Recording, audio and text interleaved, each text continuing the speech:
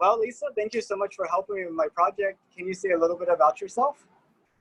Sure. I live in Harker Heights, Texas, which is just outside of Fort Hood. And I am a mom to an 11-year-old daughter, a proud Army wife, and I'm a teacher. I love all things Disney. I'm a makeup junkie and a space enthusiast. What grades do you teach? I teach kindergarten during the school day, and then I do after school science with 3rd through 5th graders. And the kids that you teach, how enthusiastic are they about space and all the things that are going on? I would say they're very, because they kind of don't have a choice. They live immersed in it, being in my classroom or spending time with me. And anytime I can tie space related things, space exploration into what they're learning about, I feel like it helps them get even more involved with what they're working on, and they really enjoy hearing how space ties into what they're working on. And I think it gives them kind of a bigger picture of real world application of what they're doing. And do you have like a good example that you could share?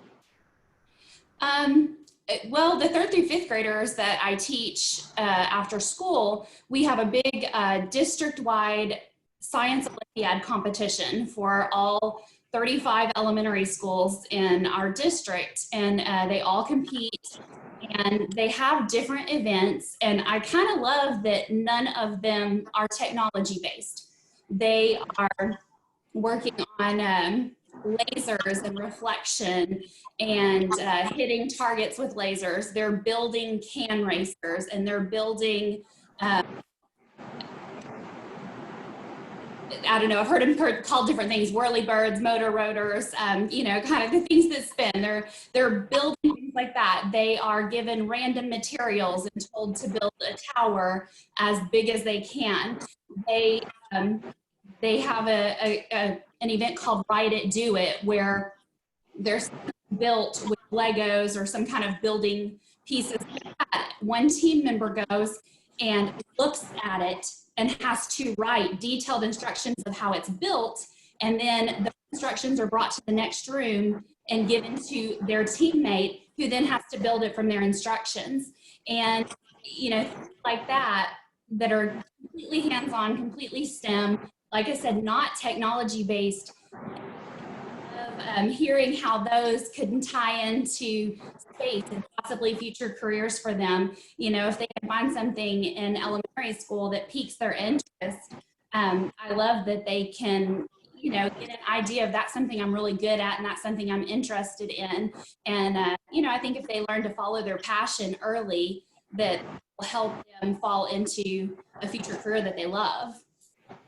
Yeah, that's really awesome, because being able to communicate with each other is a difficult skill, and I like that Lego exercise.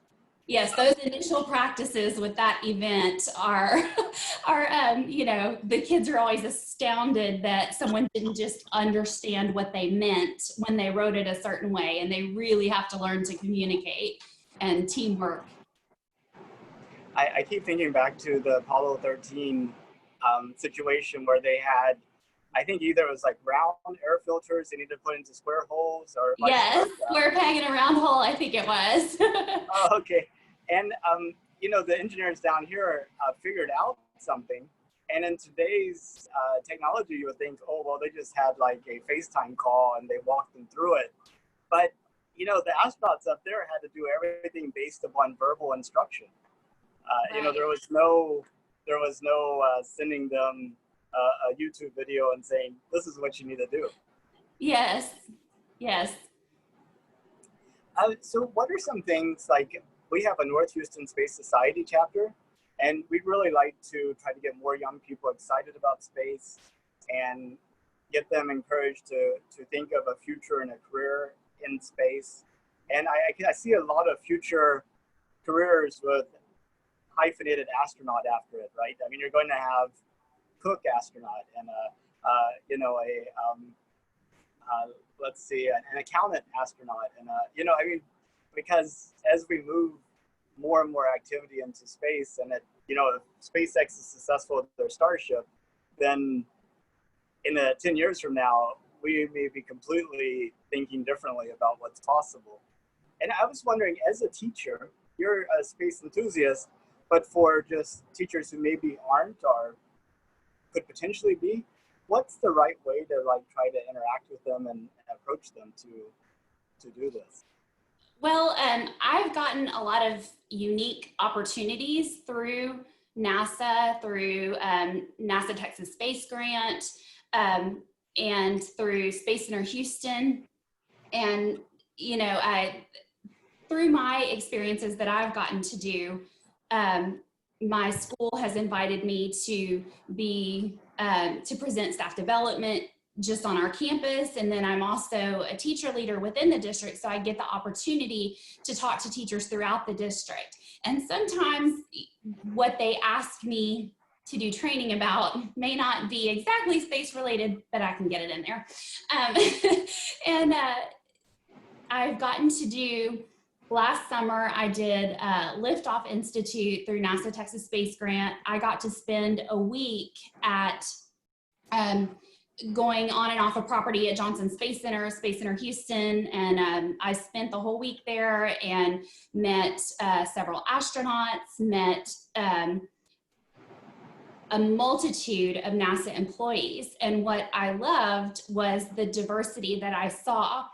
And my biggest takeaway, because some of the tours that we had done, I had done before, some of them were new to me that I had not gotten to do, like the food lab tour. I got to go actually tour where they make, you know, prepare all the food going to the space station. And,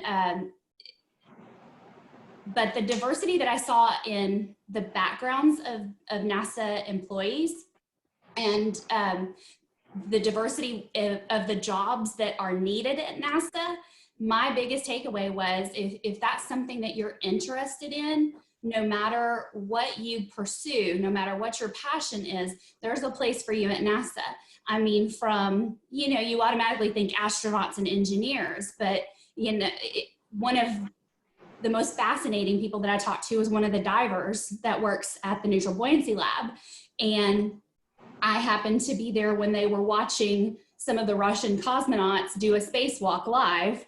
And they had trained them there in the Neutral Buoyancy Lab. And they told us all kinds of fun stories about, you know, if they didn't hook themselves on just right, that they would go and kind of unhook them and let them float away, because they want them to make those mistakes on Earth and not in space. And but just listening to the stories of the divers was one of the most fascinating things. But they need technicians, they need educators, you know, they need geologists, they touring the Astro Materials Lab was fascinating too. And I think that no matter what you go into, like you were saying with all of the astronaut / other careers, I think that there's truly a place for you at NASA.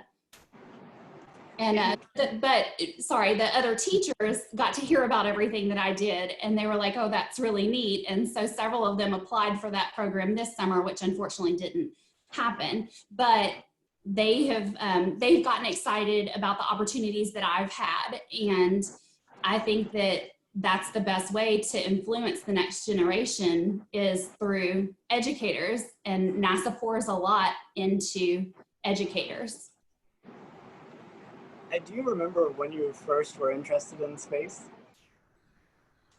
I can remember when I was in 4th grade, is whenever I first really started hearing about space, because the teachers at my school were excited because there was Krista McAuliffe, the teacher, was going on Challenger. And that was the first time I heard about it. And I kind of got excited about it because the teachers at my school were excited about it. And of course, that was a big devastation. And, but I never quit being interested in it after that. And then once I became a teacher and got more, it's kind of one opportunity leads to another, the more connections you make, the more opportunities you find out about. And I've gotten a lot of amazing opportunities. So why are you still interested in space?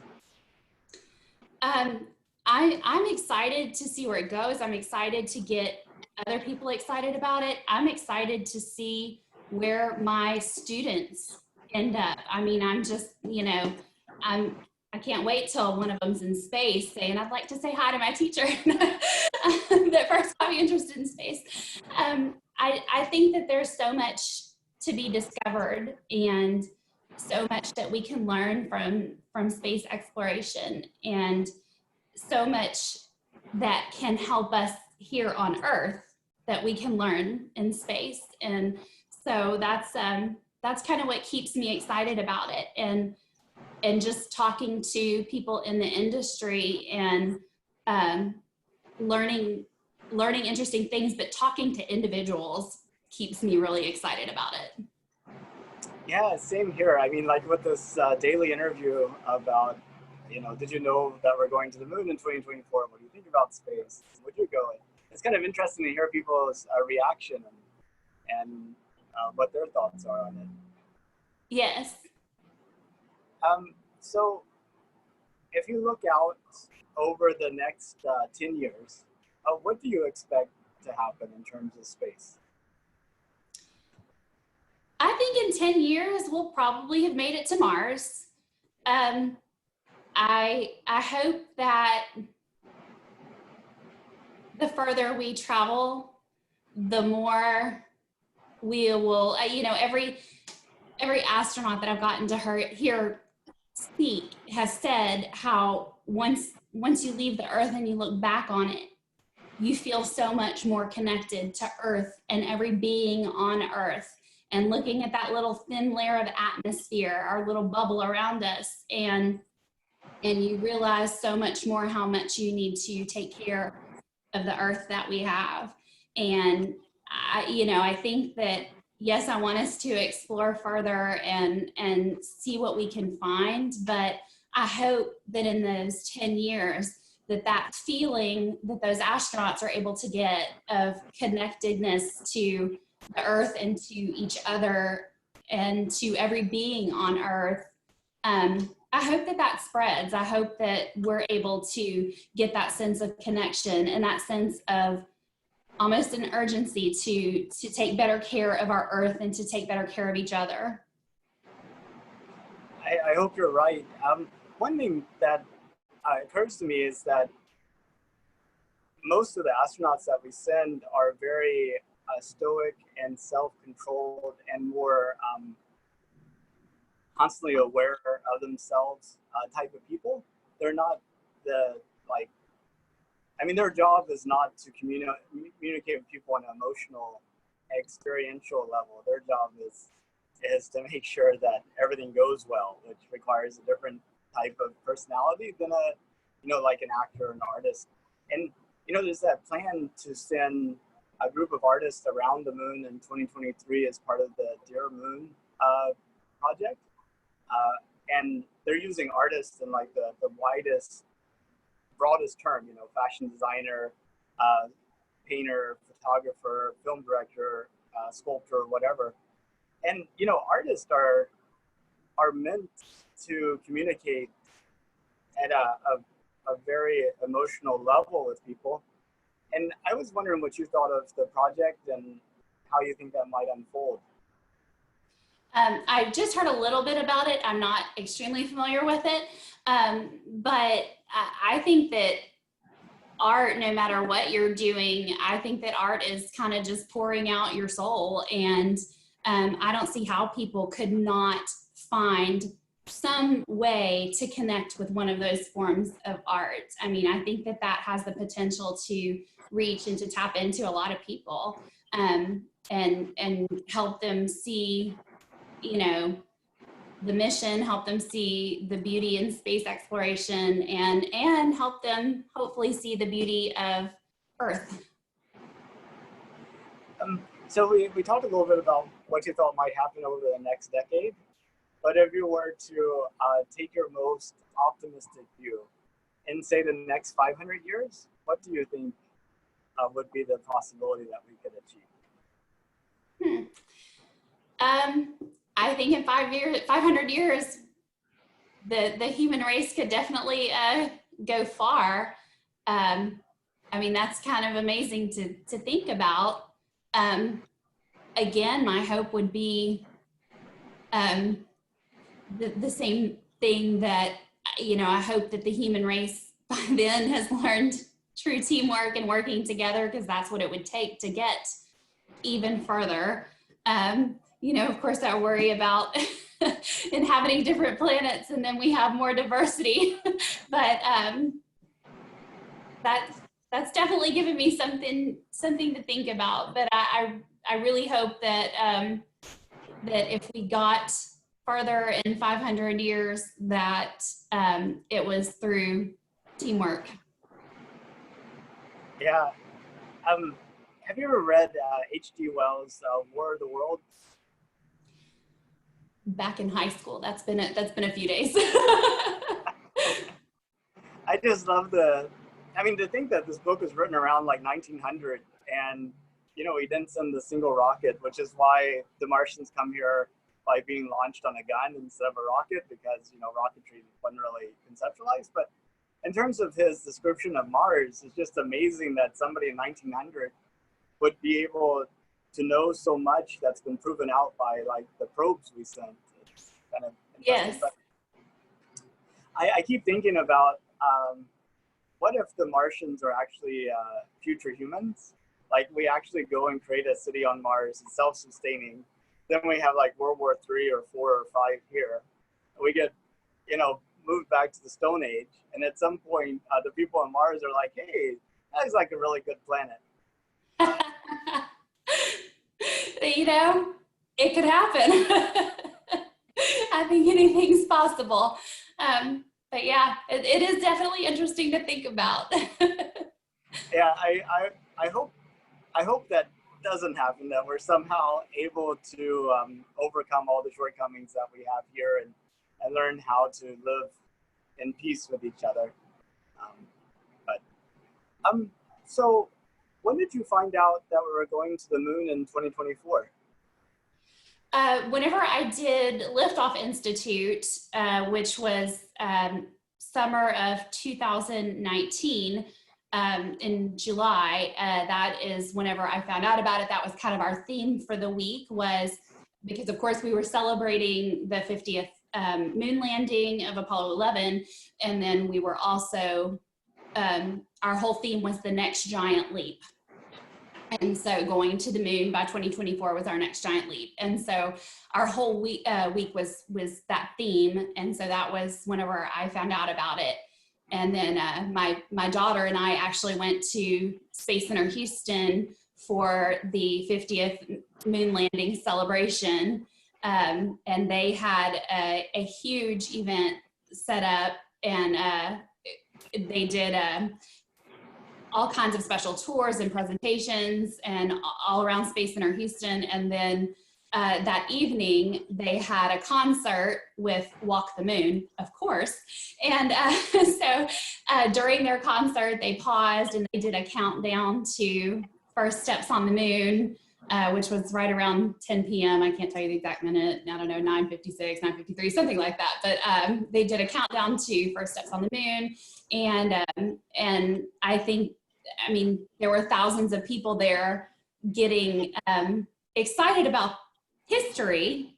And I mean, a lot of them like me, that I wasn't alive for that. So there was a lot of people that were not alive for the moon landing, but were excited about it. And NASA was kind of also promoting that next giant leap, that here's take your excitement and here's where we're going next. Oh, it looks like the gardener from next door is here. So let me move to a quieter. That always happens during Zoom meetings. I saw something out my corner of my eye, and I thought it was the Amazon delivery guy, but apparently not. Sorry about that. No problem. Oh, that's a lot quieter. Whoa. Well, oops. Oh, there we are. So, you know, out of the 200 people I've interviewed so far, you want to take a guess at how many knew we were going to the moon in 2024? Oh goodness. I would hope for a higher number, but how about a 50%? Actually, closer to like 30 people, so less than 20%. Oh my goodness.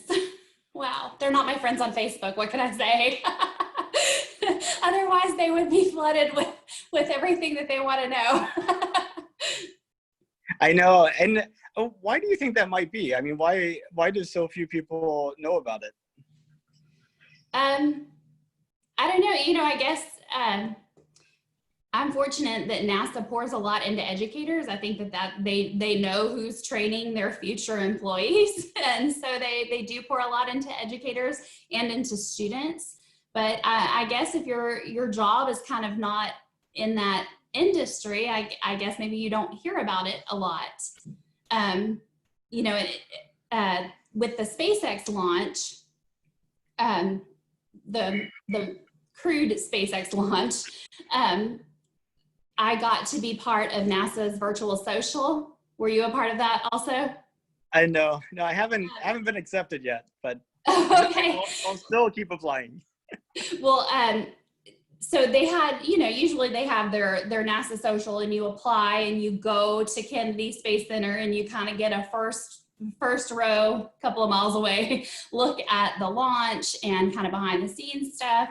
And of course they can take a pretty small group for that, compared to the NASA virtual social that they did recently. Since they couldn't do it in person and the launch was not open to the public, they had it virtually, and they were able to accept several thousand people to be part of their NASA virtual social. And they provided us, so I applied for that and I did that, and they provided us with a lot of behind the scenes tours, even though it was virtual.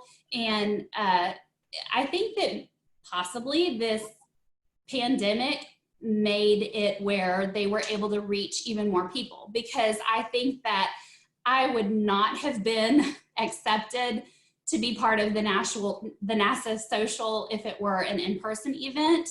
I'm not VIP enough, but I got to do it this way, and they were able to take a lot more people and give a lot more people information to pass on. And so I was able to share on my Facebook, these tours and these interviews, and even answer questions for people that, got interested.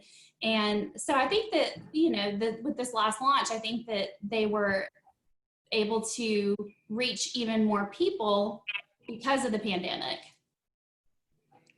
Yeah, a lot more people at home looking for something to get excited about too. Yes. So if it was safe and affordable, would you go to space?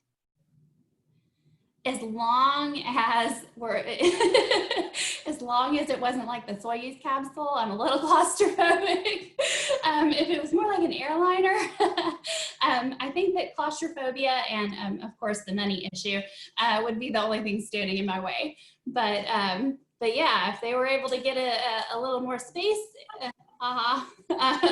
if they were able to get a little more space, and if it was affordable, I do love to travel. How about a crewed Dragon capsule with 4 people? That, have you gone on, I'm a Disney enthusiast, have you gone on Mission Space at Disney World? I have, yes. And how that console kind of closes in on you. And so whenever they were they were calling it reclining them, but they were basically getting them closer to that console. I was like, that's getting a little close. It was kind of reminding me of Mission Space when they're closing that in on you. And like I said, I'm claustrophobic. Mission Space was a little traumatic for me, just in how close everything was. But if it wasn't going to be like a 19-hour, if we were just going the direct,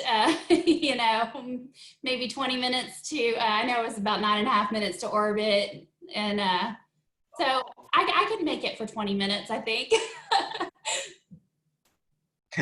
So I guess that would also apply to, say, like the New Shepard capsule with 6 people, and it's like still too cramped, even though you could do somersaults and what have you. Yeah. You know, I was surprised whenever they did, Bob Behnken and Doug Hurley did the tour of the Dragon capsule. I was surprised to kind of see him go underneath that console and back into that other area. And he was, you know, he said, somebody asked me to do a flip, but he said, I can't do a flip. I'll kind of do a turn. But it was a little roomier than it looked. So. Yeah, I think, you know, in mission space, it's like a whole wall coming towards you. And, you know, you feel like kind of like you're in a taco or something. Yes. It's just like closing up. But I think in the Dragon capsule, it's more like having a monitor in front of you, and there's lots of area above and below and behind. Right. And yes. So maybe someday they'll have that at Space Center Houston, and you can actually sit in it and see what a real Dragon capsule is like. Right. Fun. I did get to see during my week at liftoff, I did get to see the Starliner capsule like up close, and so I got to. I that still looked a little small for my for my taste, but I did get to see that one. That's awesome. Well, it was great talking to you. I was wondering if you had anything else you wanted to add before we kind of end the interview. If you have any other educators that are interested in ways to get involved, I highly suggest if you just Google NASA Express, even if you're not an educator, Google NASA Express and sign up for their newsletter. And every week you get a newsletter from them with, I mean, the email just goes on with opportunities for free trainings from them, free podcasts, free virtual trainings, opportunities for your students. So any educators can get a lot of good information and find a multitude of ways to get involved in space exploration with the NASA Express newsletter. Yeah, the NASA Express newsletter is amazing. It's like you said, it goes on and on and on. I was looking at that and I'm just so excited by all the opportunities. But on the other hand, it does take a lot of time to go through it. It's almost like it's almost like you need a mediator to say, oh, well, this is my classroom information, and this would be like the two good things for me to do this week. Yes, I agree. And then that kind of goes along with, you know, I'm in a Liftoff Facebook group, just Liftoff alumni, and so we kind of do that for each other. Tell each other about the really good stuff, pay attention to this one, and then I'm also in a group with Space Center Houston for their Space Exploration Educators Conference they have every February. Best conference I've ever been to, hands down. I go to that every year, and so I'm in a Facebook group for that. And then they also, Space Center Houston started a few years ago a Space Exploration Educators Conference crew, which is just kind of a group of, I think there's about 50 of us from around the world that are kind of ambassadors for the conference and for Space Center Houston. And so I'm also a member of that Facebook group. So those three Facebook groups kind of help me whittle down opportunities and find what's the best, most relevant thing for me. That's really, really awesome. Well, thank you so much for your time today. I really appreciate you taking the time out to talk to me. Thank you. You have a good rest of your day. You too.